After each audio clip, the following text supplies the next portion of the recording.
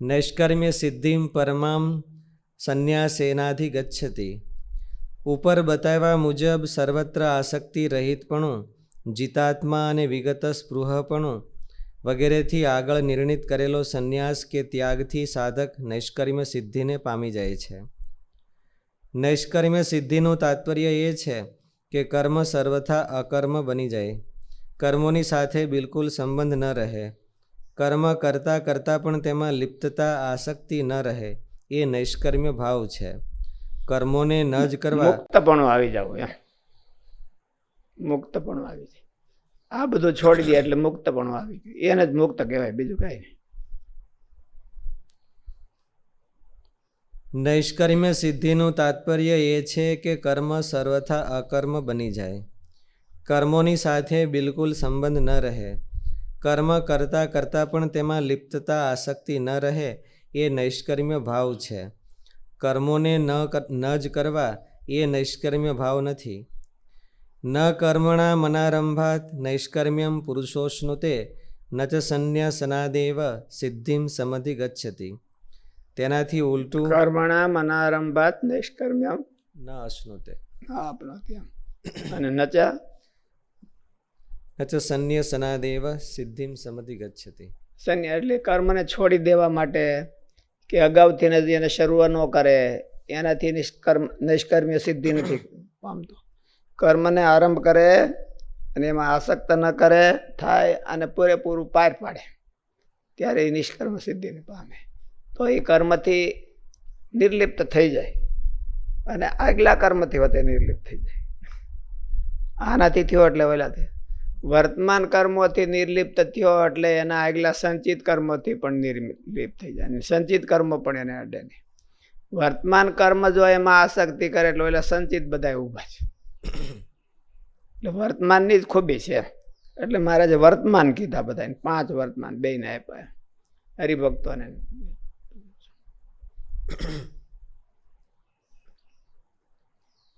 ન કર્મણા મનારંભાત નૈષ્કર્મ્યમ પુરુષોશ્નુતે ન ચ સંન્યાસનાદેવ સિદ્ધિમ સમધિગચ્છતિ.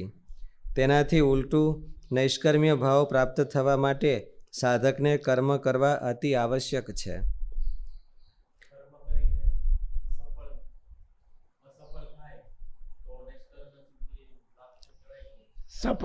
સફળતા તો એ કઈ જરૂર નથી. એમ સિદ્ધિ ઓલું આવે છે ને શ્લોક જ, સિદ્ધિ કે અસિદ્ધિ હોય ઓલું સિદ્ધ્યો નિર્વિકારા કરતા સાત્વિક ઉચ્યતે.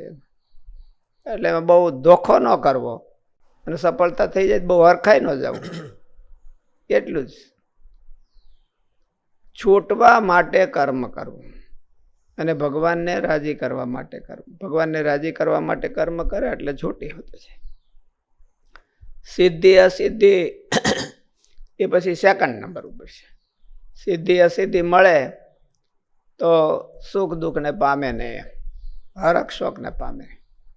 પણ આપણે તો પાસ થવાનું છે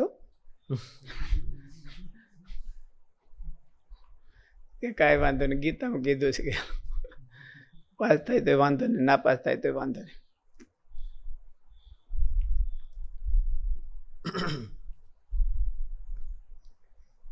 શ્લોક નંબર 50.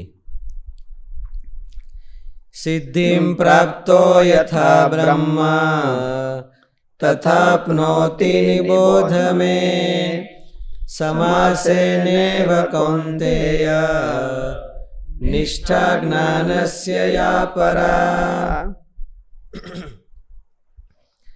નૈષ્કર્મ્ય સિદ્ધિના ફળરૂપ ધ્યાન યોગને પામેલો પુરુષ જેવી રીતે બ્રહ્મને પરબ્રહ્મને પામે છે, તે સંક્ષેપથી કહેલો પ્રકાર મારા થકી તું જાણ, સમજ કે જે પરમાત્મા પ્રાપ્તિરૂપ જ્ઞાનની પરાકાષ્ઠા ઉત્કૃષ્ટ સ્થિતિ કહેલી છે. સિદ્ધિમ પ્રાપ્તો યથા, અહીં સિદ્ધિમ એટલે અંતઃકરણની શુદ્ધિનું નામ છે. કર્મયોગની પક્વતાથી અંતઃકરણ એવું શુદ્ધ થવું જોઈએ અથવા થાય છે કે તેને કર્મયોગ કરતાં કરતાં પણ અખંડ ધ્યાન રહ્યા કરે, પરમાત્માની અખંડ સ્મૃતિ રહ્યા કરે. તેનો અહીં સિદ્ધિ અથવા સિદ્ધ દશા તરીકે નિર્દેશ કર્યો છે. જેનું વર્ણન કરતા પૂર્વ શ્લોકમાં આવેલા અશક્ત બુદ્ધિ, જીતાત્મા અને વિગત સ્પૃહ પદોથી યોગ્યતા બતાવી છે. જેનું અંતઃકરણ એટલું વિશુદ્ધ થઈ ગયું છે કે તેમાં કોઈ પ્રકારની કામના, મમતા કે આસક્તિ રહી નથી, તો તેને કર્મયોગ કરતાં કરતાં પણ અખંડ સ્મૃતિ રહેવા લાગશે અને તેનું અંતઃકરણ પૂર્ણતાની અનુભૂતિ કરશે.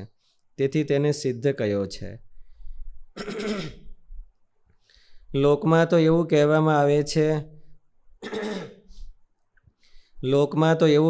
આવે છે કે મનગમતી ચીજ મળી ગઈ તો સિદ્ધિ થઈ ગઈ, અણિમા વગેરે સિદ્ધિઓ મળી ગઈ તો સિદ્ધિ થઈ ગઈ.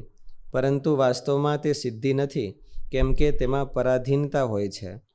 કોઈ વાતની ઉણપ રહે છે ત્યારે જ કોઈ વસ્તુ, પરિસ્થિતિ વગેરેની જરૂરિયાત પડે છે.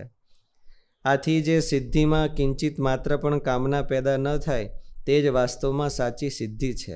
કોઈ ઈચ્છા ન થાય જગતની, એ સિદ્ધિ એમ, એ સિદ્ધ પુરુષ થઈ ગયો. આ જગતની તમામ ઈચ્છાઓ બંધ થઈ જાય તો સિદ્ધ પુરુષ થઈ ગયો.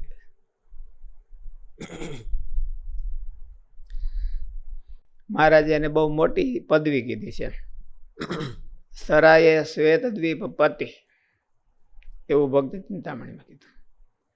સોંપી સંતને સંપત્તિ, જેને સરાય શ્વેત દ્વીપ પતિ. અમે સાધુઓને એટલી બધી સિદ્ધિ આપી દીધી છે કે એને શ્વેતદ્વીપના ધણી છે એ એમ થાય કે અમને આવી જો આપે ભગવાન તો ખુશી થઈ.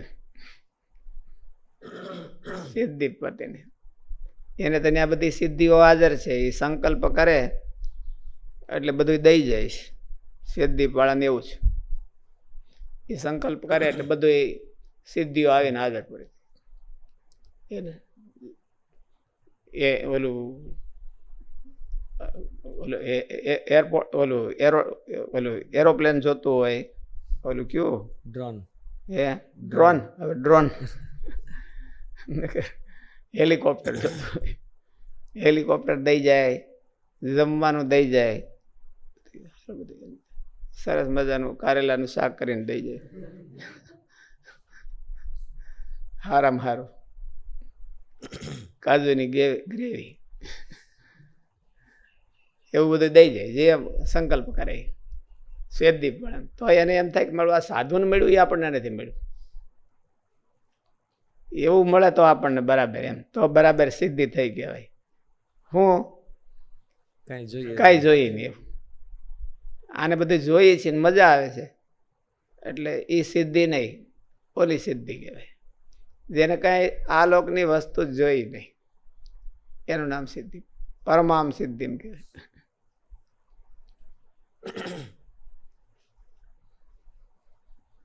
તો એ ભગવાન સંભાળીએ કે નહીં, તો એટલે એમ કીધું ને કે સિદ્ધિમ પ્રાપ્તો યથા બ્રહ્મ તથાપ્નોતિ નિબોધ મેં.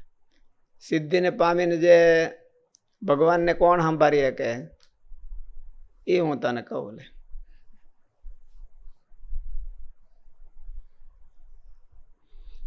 આ લોકની બધી ઈચ્છા થાવી એ બધા મનના ડિસીઝ છે, મનની વિકૃતિઓ છે. એમાં માલિપા કંઈક ઓલું છે પડ્યું છે બગાડ, શરીરમાં ટોક્સિન આવે એટલે પછી રોગ થાય.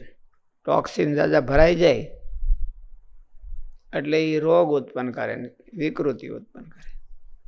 ટોક્સિન ન હોય તો ન થાય કઈ રોગ. એટલે મનમાં ટોક્સિન ભરાઈ જાય એટલે ઈચ્છાઓ થાય, એટલે એ મનનો રોગ છે, બોલો શરીરનો રોગ છે.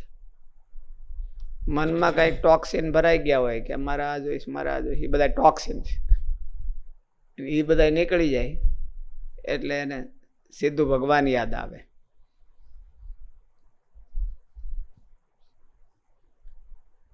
આથી જે સિદ્ધિમાં કિંચિત માત્ર પણ કામના પેદા ન થાય તે જ વાસ્તવમાં સાચી સિદ્ધિ છે.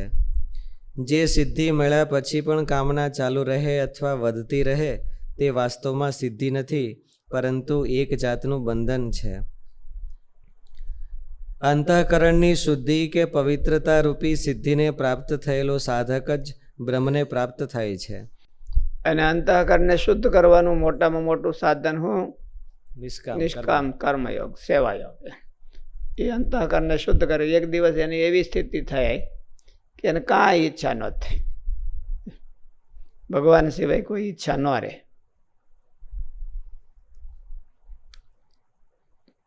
અંતઃકરણની શુદ્ધિ કે પવિત્રતા રૂપી સિદ્ધિને પ્રાપ્ત થયેલો સાધક જ બ્રહ્મને પ્રાપ્ત થાય છે. હમણાં આપણે બોલા વલ્લભ ભગત ધામમાં ગયા ને, જો ને કોઈ ઈચ્છાઓ નહીં કાંઈ, બધા કુટુંબીઓને મળવાની એ કોઈ ઈચ્છા નહીં, એને મળવું હોય તો મળી જાય. મારી યાર કોઈ બોલે નહીં, મારે આવું ભગવાનના ધામમાં જવું છે.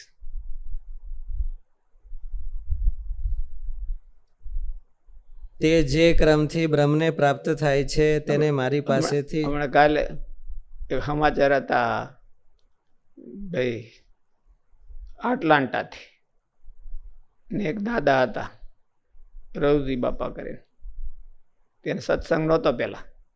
આપણે આટલાન્ટામાં મંદિર કર્યું ત્યારે એ ત્યાં જોડાણા સેવા કરતા, બહુ સેવા કરી હતી.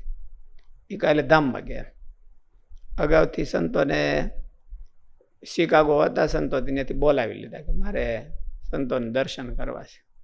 સંતો ત્યાં ગયા, પધરામણી કરાવી, અને સંતોને થાળ કર્યો, $101 આપીને પછી હું તૈયાર થઈને બેઠો છું. હવે હું તૈયાર થઈને બેઠો છું, મહારાજની વાટ જોઉં છું, મહારાજ મને તેડી જાય. તેડી ગયા કાલે મારે તેડી. એટલે કાંઈ ઈચ્છા ન, એ સિદ્ધિ કહેવાય.